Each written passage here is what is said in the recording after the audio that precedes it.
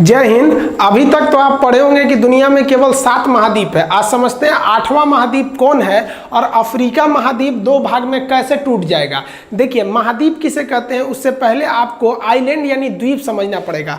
Island या द्वीप उसे कहते हैं एक छोटा सा जमीन जो चारों ओर पानी से घिरा रहता है, उसे हम आइलैंड या द्वीप कहते हैं। लेकिन यही जब बहुत बड़ा हो जाता है तो उसे हम महाद्वीप कहते हैं। तो दुनिया में ऐसे ऐसे 7 महाद्वीप हैं। लेकिन क्या होगा अगर 3 ओर से घिरा हो? तो अगर एक कोई छोटा सा एरिया केवल 3 ओर से पानी से घिरा है तो उसे हम अंतरीप कहते हैं। अंतरीप को इंग्लिश में केप कहा जाता है। अगर यही अंतरीप बहुत बड़ा हो जाए, जैसे यहाँ देखिए ना, इंडिया कितना 3 ओर से पानी से घिरा है लेकिन काफी बड़ा है, तो इसे हम प्रायद्वीप या पेनिनसुला कहते हैं। तो इंडिया 4 ओर से नहीं घिरा है, 3 ओर से घिरा हुआ है, तो इसे हम छोटा तो है नहीं कि इसे हम अंतरीप या केप कहें, ये बहुत बड़ा है। अब मैप में छोटा दिख रहा होगा क्योंकि इतने में पूरी दुनिया को हटाना है। तो ये हमारा जो इंडिया है ये एक तरह का प्रायद्वीप है, लेकिन इसे हम उपमहाद्वीप भी कहते हैं। इसको समझते हैं क्या होता है इस सब में अंतर। देखिए, दुनिया में मेनली 7 महाद्वीप हैं जो बहुत बड़े बड़े। देखिए, दुनिया में कुल 7 महाद्वीप है। महाद्वीप मतलब बहुत बड़ा एरिया जो पानी से घिरा हो, जिसमें सबसे नंबर 1 में हम लोग इसमें है लोग भैया एशिया। ये सबसे बड़ा महाद्वीप है एशिया। इसे सभ्यता का पालना कहा जाता है क्योंकि सब मानव यहीं पे आए थे। दूसरे नंबर एरिया वाइज में अफ्रीका आता है। अफ्रीका को हम मानव जाति का पालना यानी cradle of the Mankind, cradle मतलब पालना। मानव सबसे पहले कहां पर आया था? तो अफ्रीका में इसका प्राचीनतम सोर्स है। लेकिन सभ्य मानव, वो आदि मानव थे, नंगे घूमते थे।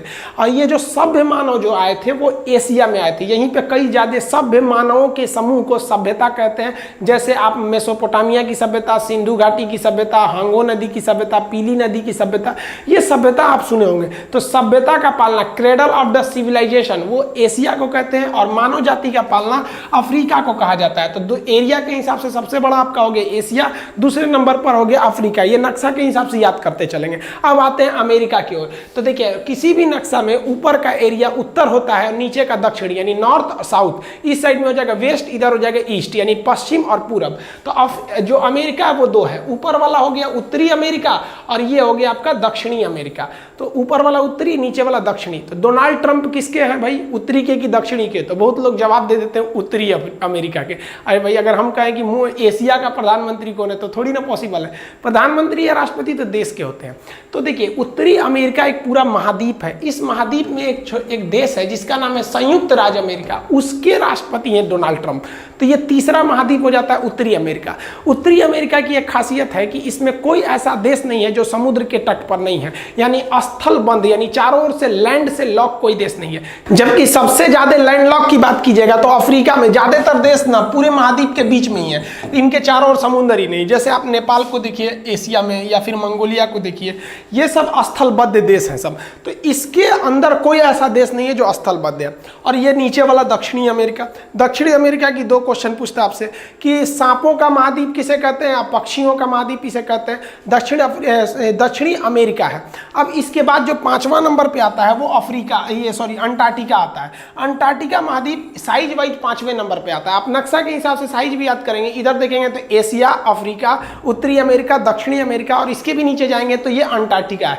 अंटार्कटिका पूरी तरह से बर्फ से जमा हुआ है। इसे हम लोग विज्ञान के लिए समर्पित, यहाँ परमानेंट कोई नहीं रह सकता है, आप वैज्ञानिक भेज सकते हैं। इसे हम गतिशील महाद्वीप कहते हैं क्योंकि बर्फ पिघलते रहता है, इसलिए ये आगे पीछे हो जाता है। तो ये हो गया आपका 5वां। 6वां नंबर पे आता है यूरोप महाद्वीप। तो ये भाई सबसे विकसित है यूरोप महाद्वीप। छोटे छोटे देश ही हैं बट काफी ज्यादा डेवलप हैं यूरोप महाद्वीप। अब जो 7वां नंबर पे आता है, जिसके बाद विवाद चालू हो गया, सबसे ज्यादा यही है, इसको लोग ऑस्ट्रेलिया कहते हैं। एक्चुअली ये पूरा एरिया ना ओशिनिया कहलाता है। ओशिनिया महाद्वीप जो हो गया ये आपका सबसे छोटा में हो गया, यहाँ पर ये 7वें नंबर पे चला है।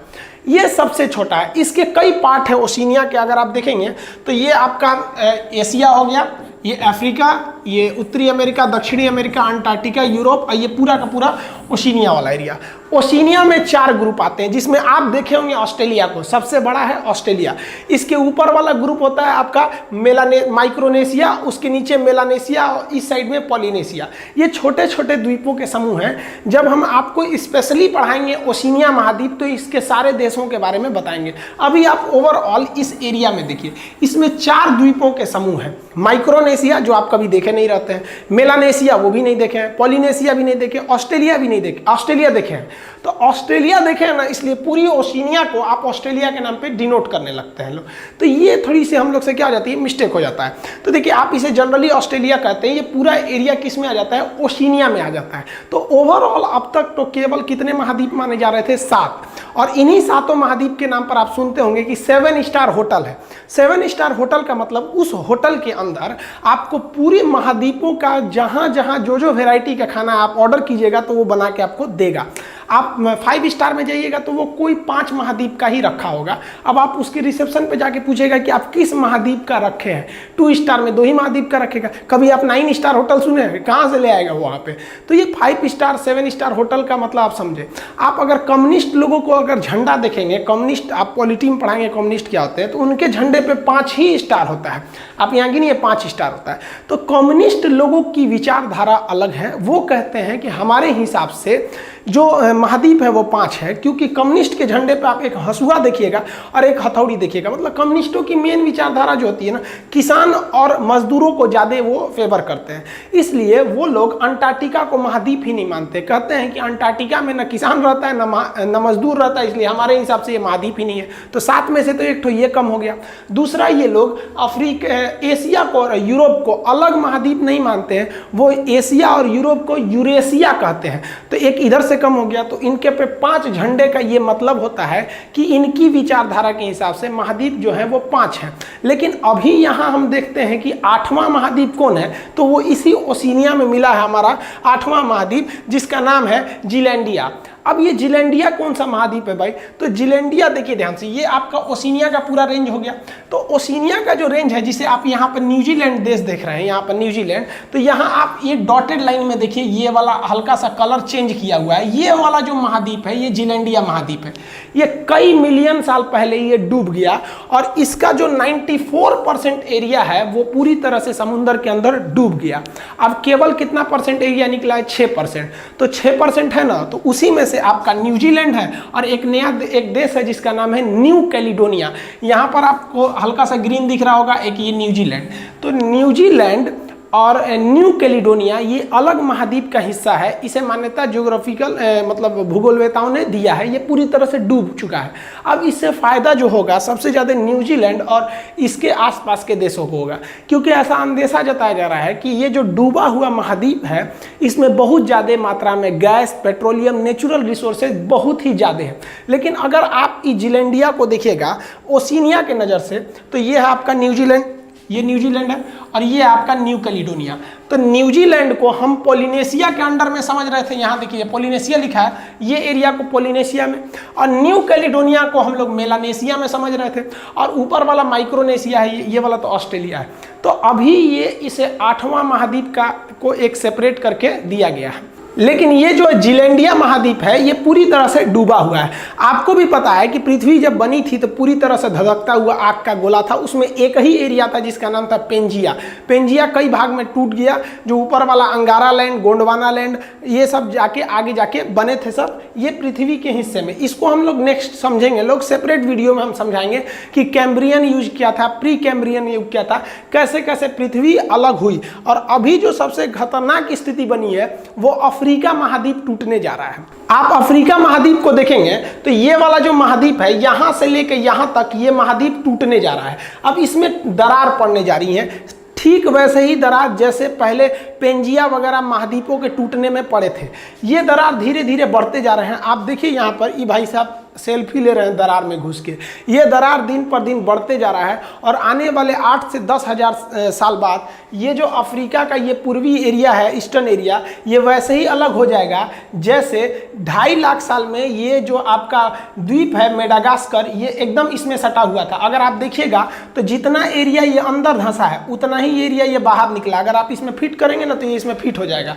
तो ये थोड़ा मोड़ा दरार पड़ने से ही ये आगे बने थे। इसे हम फाल्ट कहते हैं, भ्रंश कहते हैं। तो इसमें भ्रंश बनना चालू हो गया। अब ये अफ्रीका इधर की ओर ये खिसक रहा है और ये भ्रंश दिन पर दिन चौड़ा होते जा रहा है। आप अगर नक्शा होगा अगर आपके पास अफ्रीका का, तो आप उसमें देखिएगा इस तरह से रेड डॉटेड दिखाता है। आप उसको इग्नोर करके निकल जाते हैं, वो इन्हीं भ्रंश को दर्शाता है। ये भ्रंश इतना बढ़ गया है कि रोड भी अब वहाँ टूट गया, वहाँ पत्थर वत्थर भर के गाड़ियों को आगे निकाला जाता है ये भ्रंश से।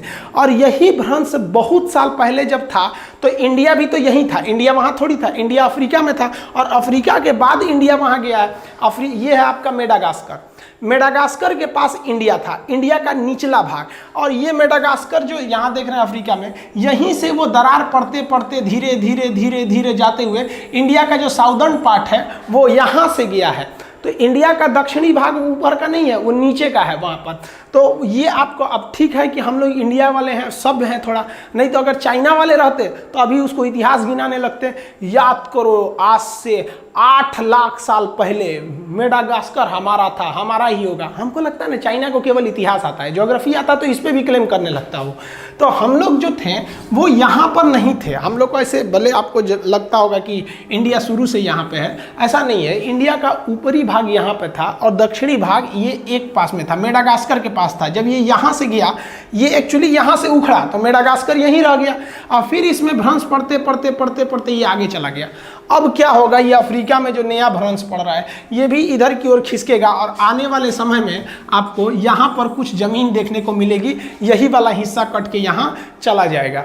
देखिए जो 3 ओर से घिरा रहता है उसे हम अंतरीप कहते हैं, और बहुत बड़ा एरिया 3 ओर से घिर गया तो उसे हम प्रायद्वीप कहते हैं। और अगर कोई छोटा एरिया चारों ओर से पानी से घिर गया तो उसे द्वीप कहते हैं, बहुत बड़ा एरिया घिर गया तो महाद्वीप कहते हैं। अब हम समझते हैं उप महाद्वीप क्या होता है और भारतीय उप महाद्वीप किसे कहते हैं, इंग्लिश में ना इंडियन सब कॉन्टिनेंट। देखिए किसी भी महाद्वीप का वह एरिया जो किसी नेचुरल बाउंड्री के द्वारा अपने ही महाद्वीप में एक अलग हो जाए उसे हम कहते हैं सब कॉन्टिनेंट, उप महाद्वीप। अब आप भारत को देखिए, भारत के सेंस में अगर आप देखेंगे तो यहाँ पाकिस्तान के ऊपर यहाँ से यहाँ तक एक पहाड़ है जिसका नाम है हिंदुकुश पर्वत। अब ये हिंदुकुश पर्वत इंडिया के एरिया, इस एरिया को उधर वाले एरिया से अलग कर दिया, और यहाँ से यहाँ देखिएगा तो आपको ये हिमालय पर्वत मिलेगा, पूरा यहाँ से यहाँ तक ये हिमालय हो गया यहाँ पर। और इस साइड में देखेंगे म्यांमार के बॉर्डर पे तो आरा कामियोमा हो गया, और नीचे में अगर आप देखेंगे तो ये तो पूरा का पूरा समुंदर हो गया। तो आप एशिया महाद्वीप में आप इंडिया के कुछ पड़ोसी देशों को देखेंगे तो वो अपने महाद्वीप में से ही एक नेचुरल बाउंड्री से अलग होते हैं, तो इनके ग्रुप को हम कहते हैं उप महाद्वीप। इसमें आता है इंडिया, पाकिस्तान, अफगानिस्तान नहीं आएगा, वो बाउंड्री के उस पार है, और श्रीलंका भी नहीं आएगा क्योंकि ये समुंदर के उस पार है, मालदीव भी नहीं आएगा, भले ये लोग पड़ोसी हैं। तो श्रीलंका, पाकिस्तान, और इस साइड में देखेंगे तो नेपाल, भूटान और बांग्लादेश, इन 5 को मिला दीजिएगा ना अगर आप यहाँ से, तो इनको मिला देने से क्या बन जाता है, भारतीय उपमहाद्वीप। इस प्रकार भारतीय उपमहाद्वीप में भारत, पाकिस्तान, नेपाल, भूटान, बांग्लादेश ये 5 आते हैं। अब भारतीय उपमहाद्वीप में अक्सर पूछता है श्रीलंका आता है कि नहीं भाई, तो इनको छोड़ के सब आ जाते हैं भारतीय उपमहाद्वीप में। हालांकि आपको हम तो क्लास में पढ़ाए हैं कि सार्क में कितने आते हैं सब, नीचे के देश में को हम क्या कहेंगे, सार्क। इधर वालों को कहते हैं साउथ ईस्ट एशिया यानी आसियान देश। अगर देश की बात करेंगे तो नीचे से देखेंगे तो Maldives, Sri Lanka, Bharat, Pakistan, Nepal, Bhutan, Bangladesh, Myanmar, Thailand, Laos, Cambodia, Vietnam, Malaysia, Singapore, Indonesia, Brunei, Philippine, Timor Leste, चीन, मंगोलिया, उत्तरी कोरिया, दक्षिण Korea, Taiwan, Japan, Kazakhstan, Kyrgyzstan, Tajikistan, Turkmenistan, Uzbekistan, Georgia, Armenia, Azerbaijan, तुर्की, साइप्रस, सीरिया, लेबनान, इजराइल, फिलिस्तीन, जॉर्डन, मिस्र, Saudi Arab, Yemen, Oman, UAE, Qatar, Bahrain, Kuwait, Iraq, Iran. 48 देश हो गए। Asia में 48 देश हैं। अगर आपसे कोई पूछता है एशिया में कितने देश हैं तो आप ये नहीं बोलिएगा 48, आप बोलिएगा हम बोलते हैं, तुम गिन लो। पटना वाले जो स्टूडेंट हैं हम आपको क्लास में भी यही बोलते होंगे कि अगर कोई बोल दिया कि कितने देश हैं, 48 बोल दिए तो ठीक नहीं है, आप बोलिए हम बोलते हैं, तुम गिन लो। पूरी दुनिया के महाद्वीपों के बारे में आपको एक एक चीज याद रहना चाहिए, तभी आपको ज्योग्राफी भी समझ में आएगा, वरना आप ऐसे समझ में नहीं आएगा कौन कहाँ है। और जियोपॉलिटिक्स भी समझ में आएगा अच्छे से कि अभी क्या कौन देश कहाँ पे है और क्या हो रहा है, क्या परिस्थितियां हैं। इसके बारे में हम आपको और डिटेल बताएंगे मैप के क्लास में। अब मैप का क्लास भी स्टार्ट करेंगे, मिलेंगे नेक्स्ट वीडियो में, तब तक के लिए जय हिंद।